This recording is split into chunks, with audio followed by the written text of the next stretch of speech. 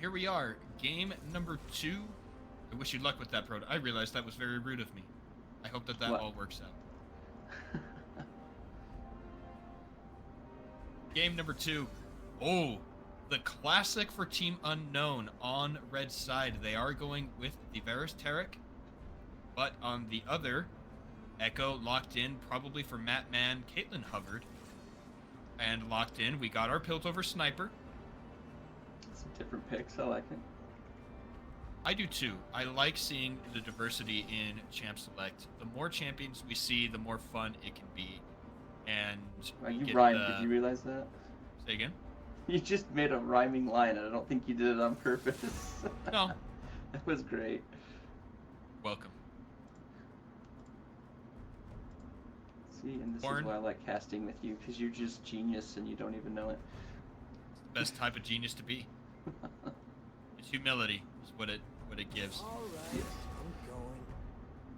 So, Born is also locked in. I think that's a good choice for Bear. It's another one of those tanks that can just kind of hold on and be useful with your ultimates, and especially with the upgraded items that come later.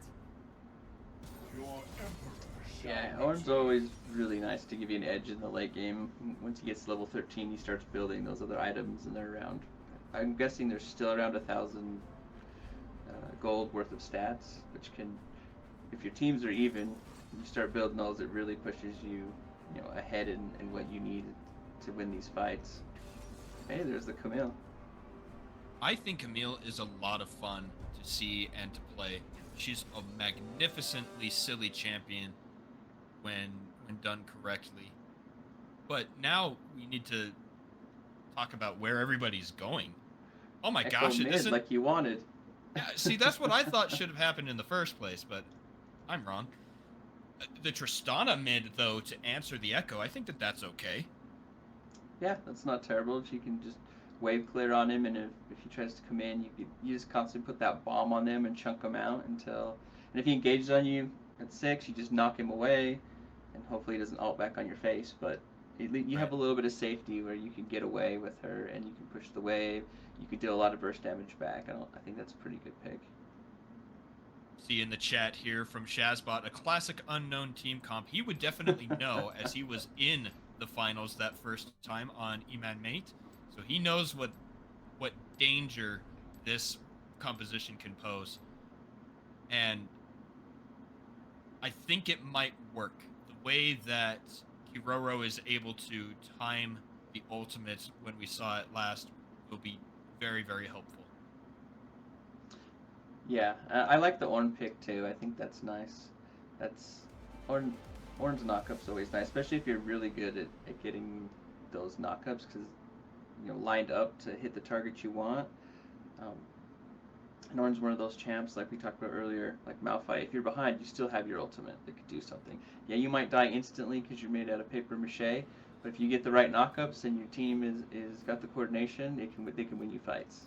Absolutely. So the other thing about Don't Gank Bot's composition is it's got a lot of dive, right? It's got the Trundle who wants to be in there after ulting, Camille, Echo, all three of those champions want to just be in the fight and punching people, getting as much damage as they can, setting up Caitlyn to deal that damage from the backside. The disengage and the counter engage coming from the Ornn and Tarek needs to be on point this time for Team Unknown, or I just don't think that they're going to be able to withstand it. Yeah, definitely. Might be a little bit harder this time to keep the game going how you want, but try to get those lanes ahead. Get your bottom mid. You got 2 good lanes. Let top do its thing, and you probably win this game out. So then, typically what we do is, or rather, typically what happens is the team that lost the last game gets side selection.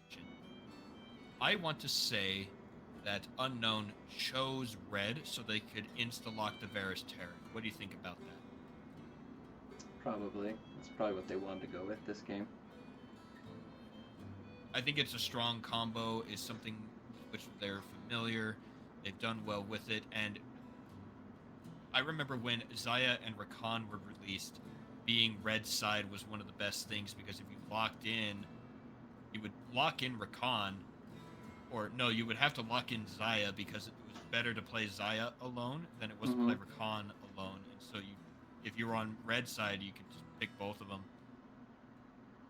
Yeah, if someone didn't take on first pick, then you could get the next two exactly you wanted. So you could force out bans that way, or force different picks of certain things. So, because getting them together, nobody really ever liked that. Because Rakan had such a much bigger jump range back then. Before they nerfed it down, he could come from way further than he does now. I mean, he does get a buff when he plays with Zaya, but it was even bigger. The range he could move back then, so you could engage super far away and then just fly halfway across the map, getting back to Zaya, and not, bad engages didn't matter as much. So Exactly.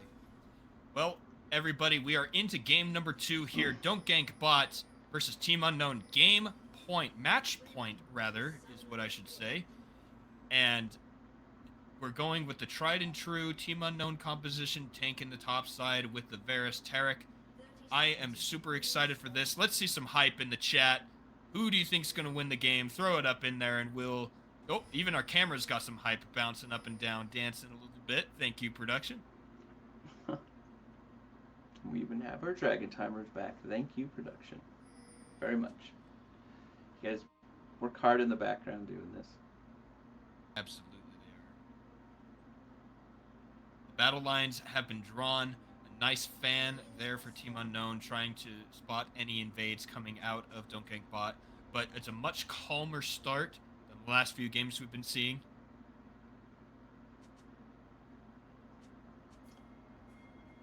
Yeah, everyone, they didn't even fully 5-point this one. They just kind of went to their buff area and are chilling.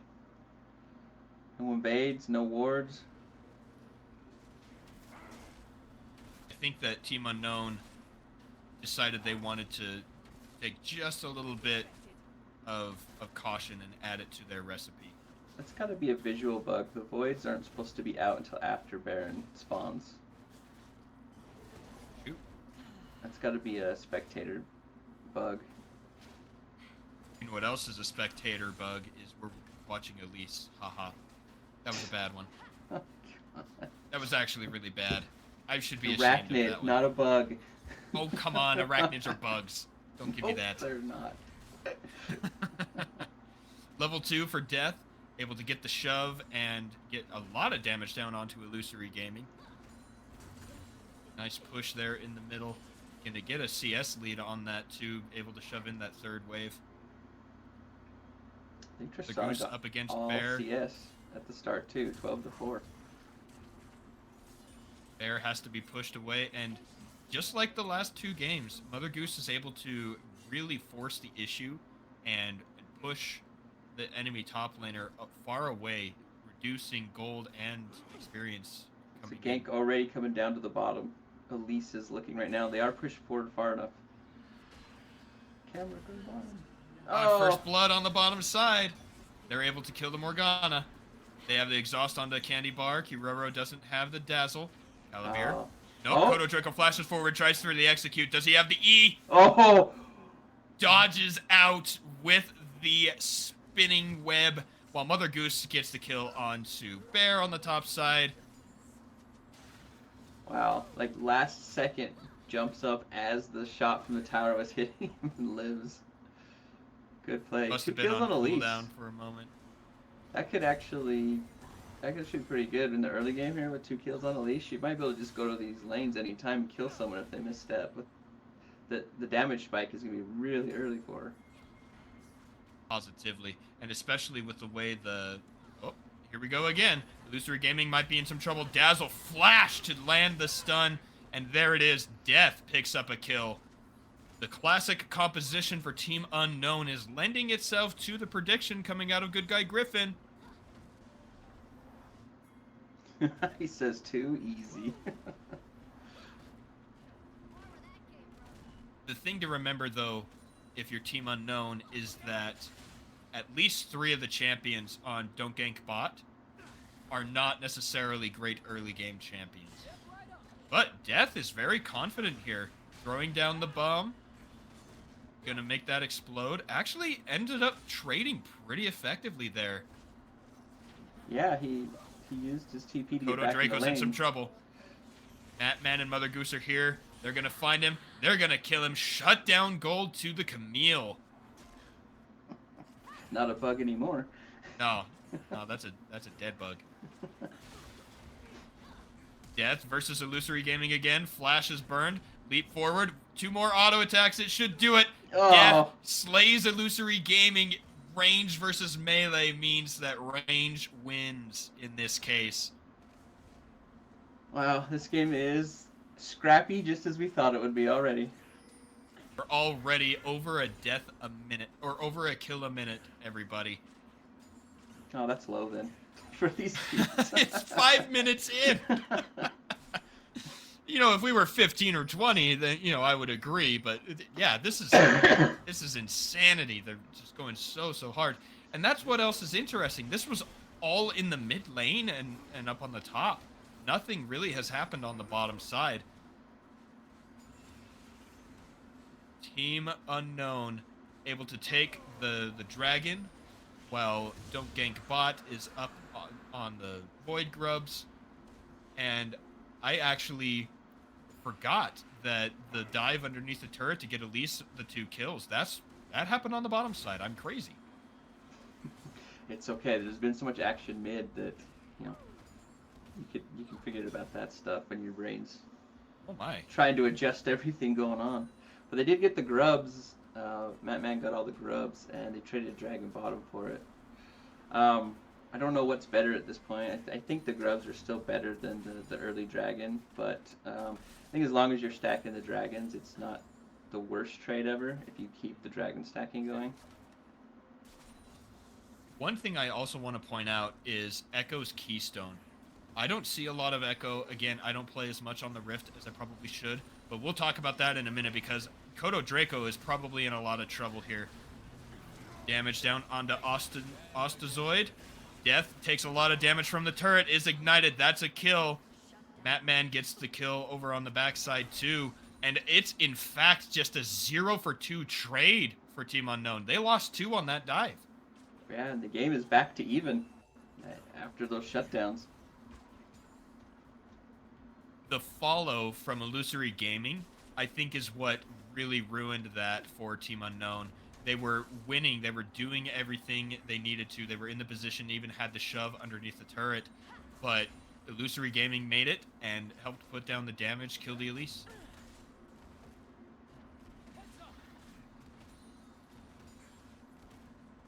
It is Hail of Blades on the Echo. And I like it because it helps you stack your passive pretty quickly. But I think the reason for it is just because the domination tree as a whole has better runes than others if you were to pick that keystone. He also has a passive on his autos when you get low enough that it does a percentage of your health. Yeah, that's on his E, right? And with there being an Ornn and a Taric in the game, maybe he wants to be able to have kill pressure on them as well when he's autoing them. And I do agree, getting off that passive as quickly as you can against the squishies is so you can just dive in and just start autoing. You don't necessarily have to hit your Q. Man, that trade. Oh, and in he goes. Death is able to rocket jump away, but that's how you use that Echo ultimate. He was able to line it up perfectly. Yeah, a little more AP. Maybe had a complete item, might have actually killed Death. But Death jumps out of there, pops the potion, heals back up a bit, and goes back to farming. Getting a good lead too in CS plus the kill lead. I like the Ornn pick. He's able to wave clear much better than the Malphite was. And so I think that that's going to help Bear in this matchup. We notice he's only about 6 CS down instead of 20 by 9 minutes in. Yeah, he's doing a lot better this game and staying up in CS. I mean, this is probably typical for what you're going to get out of an Ornn Camille match, so it's probably nothing out of the ordinary that Ornn's going to fall behind just a bit. And later in the game, he will be super tanky, but the true damage on that precision protocol will start to do a lot. Kodo Draco is on the bottom side. He's trying to set up yet another gank. He did not heed the warning to not gank bot. Mother Goose in the Hextech Ultimatum. Helps get Bear. Able to get the assist onto Matman as well. So Draco was coming in. Misses the cocoon. Stuck for probably 6 months in the Morgana bind. 3 seconds if you hit that at max rank. That's an eternity in League. So long. Oh boy. Oh! Nice damage Oh, here on the Mother Goose. He has the ultimate. He gets the knock-up. Does he have vision? Can he pick it up? No, he gets scared. He gets the fight. No, Mother Goose is able to get the passive. Calavir does pick up the kill on the Candy Bar, but dies to the minions on the bottom side. And this is the chaos we were looking for. Illusory Gaming goes on the bottom, and he will pick up yet another kill. All he needs is his E back. He has his ultimate available. Throws out the Time Winder. It does not land. He was confident enough to know he did not need to use his ultimate there by getting those shots. I probably would have ulted. I don't think I would have had the confidence in playing Echo not to die to the turret right there. Right. Shoshana is wrecking this tower, though, while Echo's been roaming. It's 4 plates now. And that's the trade-off, right? If you pick a roaming champion, the counter pick is someone who pushes the lane. Mm-hmm. So I remember all the way back when funneling, jungle funneling was the meta, and people would pick like Master Yi and Taric and just go jungle and run everywhere. Taric, no one knew what to do with it. All you had to do was pick something like Swain or Tristana and just shove the wave. Yeah. That was it. I'm glad they made the changes, though. I wasn't a fan of just having a useless champion in your mid lane and then give everything to the jungler. They already have big enough egos. There we go. We have our soul set up. Oh, but huge damage. Candy Bar is low. Flash forward from death. Picks up yet another kill. And Team Unknown are swinging this series back in their favor. I like that Matman has gotten all the Void Grubs now, so they're going to have that extra pushing power on the turrets whenever they're attacking them. And as we know, Trundle takes turrets with ease, whatever he builds. So that'll be really helpful them to try and put down these turrets, even though they are getting pushed in the top quite a bit. Mother Goose might be in some trouble here. Kodo Draco lands the stun to stop the hook shot, but has a lot of damage. Able to jump up with the E. Mother Goose in some trouble, has to flash away. Bear goes unstoppable, flashes forward to try and get the bonus damage. In comes the Call of the Forge God. Kodo Draco is still alive! The shield from Kiroro! Why are you on top? How did you get there? Wow, nice movement across the map to get up there and help. Oh, that was amazing. I love that play when someone shows up in the nick of time just to save you, and you just never expect them to be there. Speaking of the nick of time, Illusory Gaming might be in some serious trouble. He is able to dodge out. Can he? Oh, the Dazzle doesn't land. Huge jump away. Death. Now going on to Matman. Kiroro helps set up the stun. Speaking of stuns, no jump back there. And the next fight. There is revenge desired by Mother Goose. Almost kills Kodo Draco yet again. Yeah, even as much gold as Kodo got early, like, that Camille just shreds through anybody. Blue turret is destroyed. It is the second of the game, as opposed to the first, which I thought it was. And that's another turret down. Even game. We're looking at 300 gold the difference. Matman is caught now. Calavir, Kiroro, and Kodo put him in the dirt. And that's going to be a 500 gold difference now in favor of Team Unknown. Man, just how many times has Kodo survived with 1 tick of health now in this game? The turret, now against him, against the turret, against Trundle, against Camille in the top lane. Like, that's... How many times can you get away with that much health and not die in one game? So far, it's 3. Gold map. Thank you so much, Observer. We love seeing this. Look, just the way Team Unknown was able to pull ahead first. They lost it, got tied up in the kills, and now they're back into the swing. Haven't had a difference of more than 1.4 thousand, though. Very close game.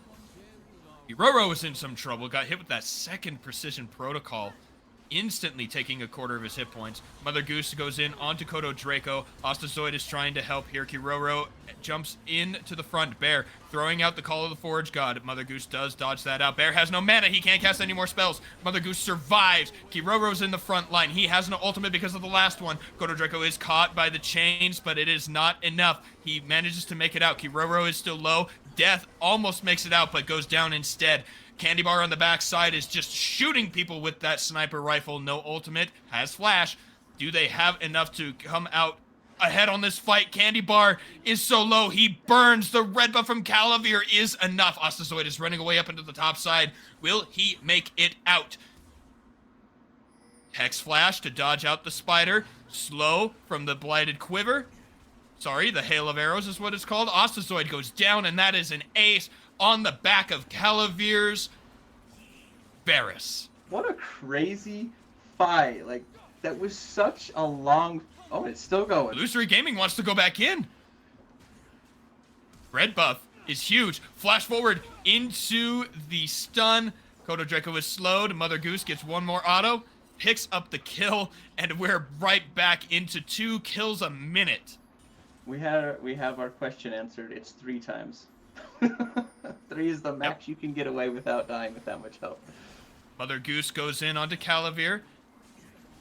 Blighted Quiver is very strong. Gets the passive, though. Is it enough? Oh. Conqueror saves Mother Goose in that 1v1.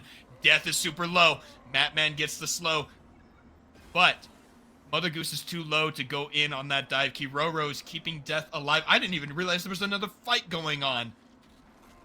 No, that was extended fights for the last bit. All really good, though. Like, just watching them, the ability for everyone to play their champions is pretty impressive. The kiting, the stepping as you're autoing, repositioning, just waiting for cooldowns to re-engage. It's been really entertaining. Absolutely. We have a Drake here. I think this is only the 3rd one.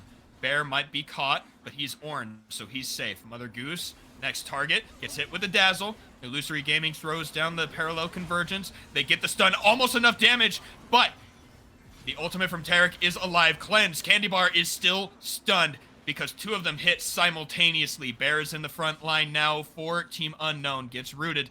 What happens next? Dragon is available. It's 4v5. Teleport coming in. Tristana goes in with a teleport. Takes half his hit points. Nice knockback there, but it's not enough. Mother Goose goes down. Kodo Draco is low. Bear is low. Matman is low. Matman is killed. There's only 1 member left on Don't Gank Bot. Death wants him dead too. That's 4 auto attacks with the not Buster Shot, the explosive shot. Ostazoid goes down. That's an ace. Except Candy Bar revived. It's still 5 kills for Team Unknown, and they're gonna push another turret. I think this is the chaos they wanted. It looks like it's pushing their way as the game gets more chaotic. Absolutely. Now, we talked about how these teams needed to react a little bit earlier. If this ends up a Team Unknown win, what is the answer? You can write it. We get to see one finally. We didn't see the crash. Half the health on this turret, though. Trinity Force is active. Mother Goose is dealing insane damage to that turret. Nearly takes it out in one go. Finally got to see it. We didn't get to see any of the other games. I'm excited we got to see someone actually ride that thing in and hit. Which I think was the smart play, because it was summoned further away from the turret, and it may not have ever made it. So I think driving it in there was one of those situations where you definitely want to do that. Absolutely. Ostazoid is in some trouble. Death picks up the kill on Illusory Gaming, but does not want to chase too far. Matman was there to try and defend. It's a 1v2 up on top side. Mother Goose is terrifying. Takes out the turret, and loses the 1v2, but still takes down Kodo Draco in an even trade. Yeah, just really good Camille gameplay. Even though you do die, you do trade. So that's always, if you're gonna die in 2v1, if you can get a trade, it always feels worse. Unless you're sitting with 700 gold sitting on you, I guess, and you give the gold to the carry, then maybe not so much. But in that situation, I think that was well worth it. Absolutely. And Camille's going to be even more terrifying. Mother Goose has purchased the Spear of Shojin. That's extra cooldown reduction, health, and damage. All things that you definitely want if you're playing Camille. Gold graph up again. We're yo-yoing a little bit. It has not gone into Don't Gank Bot's favor quite yet. It's still within an acceptable gold lead. You can still take fights and not be too crazy, but it is getting to that point where the gold leads get significant enough that the other team can just take any fight because they're that far ahead. You still have to be careful and position right, but there gets to be a point when your wallet's so big you just drop it on someone and there's nothing they can do about it. Positively. And I don't know, wow, pardon me, I don't know that we're at that point quite yet, but we know that individual champions can do that, such as Mother Goose taking away a third of Bear's health, one trade. And then he does it right back with the tower's health. Those brittle Mother procs Goose, hurt. 1v2, once again, against the same enemy champions. Do we see the same thing happen? Jump in there. Mother Goose sees Kodo Draco. No knockup. Hextech Ultimatum onto Bear. Try and dodge things out. Mother Goose is in some trouble. It jumps away with the hook shot, but there's enough damage. The burn from the red buff, and Kodo Draco gets his revenge. 3 members of Don't Gank Bot are knocked back by the Buster Shot. Death, going into the alcove, is slowed down by the Pillar of Ice. Who wins this one? Death has already used his shot. Matman flashes forward to pick up the slow. Frozen Domain takes the kill. Mid lane, they lose a turret. Kodo Draco goes in onto Matman, picks up that kill. Huge Storm Surge burst. I think that was worth Death dying there because they got the turret mid. So Especially because it's going to lead Yeah. into the Baron. oh yeah, they're gonna shred through this Baron with Varus. They have a lot of percent health damage they're doing to this thing. Just Kodo Draco does. He has percent health on both of his forms. Varus has percent health on his empowered WQ. So it goes down pretty. Plus the Blade of the Rune King as well. I love that they waited for the Tristana. They had 4.5, 5 seconds or so. They wait, and that's 5 members with the Baron buff. And with the team composition specifically, Tristana, taking turrets, it was definitely worth the wait there.